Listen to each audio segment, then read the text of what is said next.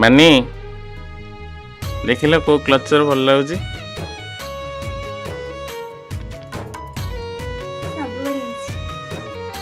सब भल लगुच उदर रथरे 10 मास रखी जन्म देलु तू मते माँ केमिति भूलिबि तते पेटर भोक को अंतरे लुचे खुआउथिलु तू मते